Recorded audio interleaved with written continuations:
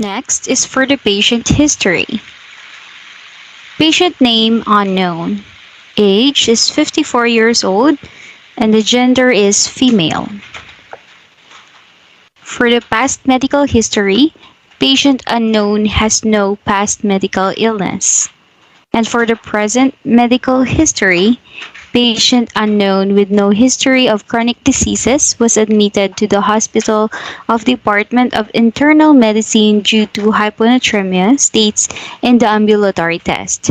The patient had been undergoing complex neurological diagnostics for the previous month in order to determine the underlying cause of her collapse, which was further accompanied by the occipital headaches as well as balance disorder. And for the assessment, the patient did not report any symptoms at the time of admission, and the physical examination was unremarkable. So now for the laboratory and diagnostics. So for the urinary sodium excretion, the patient range was in 122 millimole per 24 hours. So it is indicate that it is in the normal range, since the normal range indicates the 40 to 222 millimole per 24 hours. For the sodium, the patient range results in 121 to 122 millimole per liter. It indicates the result of decreased, since the normal range is result for 135 to 145 millimole per liter. For serum osmolality, the patient range decreased also. The result of the patient lab result is 249 milliosmol per kilogram water, and the normal range is 270 to 300 milliosmol kilogram water, and all the other labs and scans were in normal ranges. Next, for the diagnostic test, the CT scan hypodense lesions. It indicates the result of ischemic damage of the brain in the patient.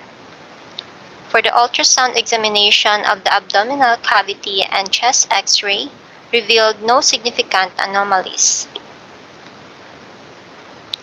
Next, for the pathophysiology,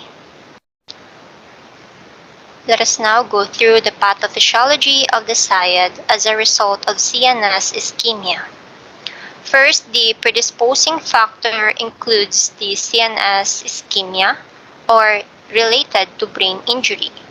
Specifically, the hypodense lesions found in the diagnostic test of the patient. This leads to the increase of the production of the ADH that results to the water retention in the body of patient. That further leads to the extension of the blood volume. So this extension of the blood volume enables or triggered the production of the ANP or BNP, or what we call the natriuretic peptides. These natriuretic peptides leads to the decrease in renin release.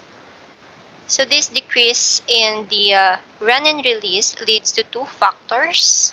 One is the decrease in the function of angiotensin II. Second is the decrease in the aldosterone function. This decrease in aldosterone function triggers the production of the natriuresis that leads to the decrease of blood volume and decreased serum osmolality of 249 milliosmols per kilogram water, which can be seen in the lab results of the patient. Also, the natriuresis leads to the excretion of water and the sodium. Since there is an excretion of the excess water and sodium, this leads to the decrease of sodium, which can be seen in the lab results of the patient having 121 to 122 millimole per liter, and this indicates that the patient is having hyponatremia. Hyponatremia leads to the signs and symptoms manifested by the patient, stated in the case, which are the loss of consciousness, headache, and balance disorder. So that would be all for the pathophysiology of the SIAD as a result of the central nervous system ischemia. Okay, so now let's proceed to the management and medications. First is fluid restriction. It is the first line treatment for SIADH in patients without hypovolemia. The severity of fluid restriction is guided by the concentration of the urinary solutes. The advantages is generally effective and inexpensive. The disadvantage is non-compliance. Second is demiclocycline. It has been used in treatment of the SIADH as it acts on collecting tubule cells to diminish the responsiveness to ADH. The advantages is consistently effective and the disadvantages is reversible azotemia and nephrotoxicity polyuria.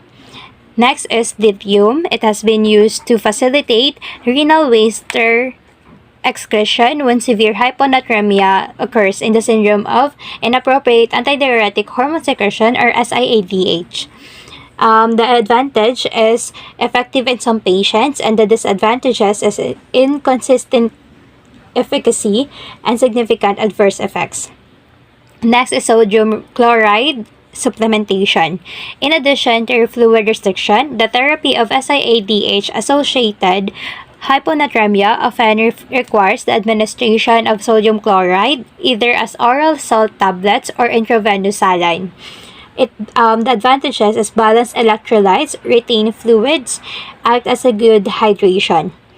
The disadvantage is hypertension, swelling of the lining of the stomach, and increased risk of stomach cancer. Next is urea. It is an effective treatment of SIADH-related hyponatremia in patients with SAH. It is generally well tolerated and can help to avoid fluid restriction. The advantage is consistently effective and the disadvantages is poor palatability, gastrointestinal adverse effects, development of azotemia at higher doses. Next is hypertonic 3% or 5% saline with or without co-administration of loop diuretics.